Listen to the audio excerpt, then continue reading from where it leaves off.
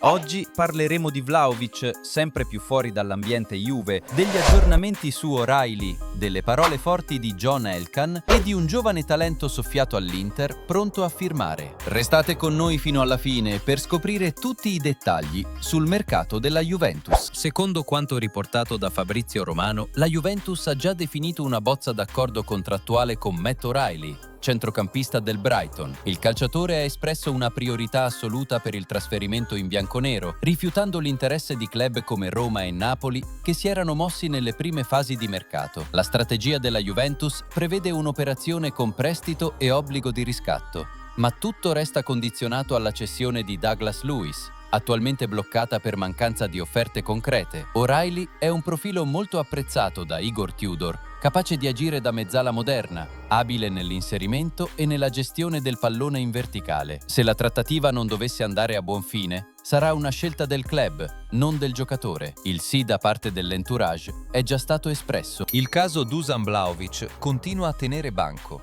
Durante l'amichevole all'Allianz Stadium contro la Next Gen, è stato fischiato da oltre 30.000 tifosi, sia all'ingresso in campo che dopo un errore sotto porta. Anche in occasione del gol segnato non ha esultato, confermando la distanza emotiva con l'ambiente. A pesare sulla sua posizione sono il mancato rinnovo e l'ingaggio da 12 milioni netti a stagione, che gravano sui conti del club. Il Milan, che in un primo momento lo aveva valutato per il ruolo di punta titolare, sembra ora indirizzato su Højlund del Manchester United. Resta aperta anche l'ipotesi di una permanenza fino al 2026, con la prospettiva concreta di un'uscita a parametro zero. Il tecnico Tudor continua a supportarlo pubblicamente, ma il rapporto con la tifoseria sembra al capolinea. Con la chiusura del mercato fissata al 2 settembre, la società è chiamata a una decisione netta. Durante l'intervallo della classica amichevole estiva all'Allianz Stadium, John Elkann, amministratore delegato di Exor, ha lanciato un messaggio molto chiaro. Essere qui con il futuro è ciò che ci ha reso forti.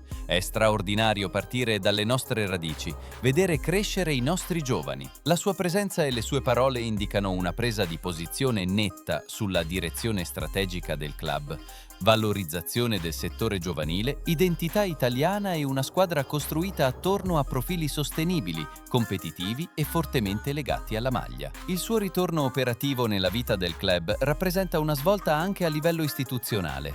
Ha ribadito l'obiettivo. La Juventus deve puntare a vincere, non accontentarsi di lottare per un piazzamento Champions. Concetto condiviso anche da Igor Tudor, che ha dichiarato: quando parla l'ingegnere Elkann bisogna ascoltare.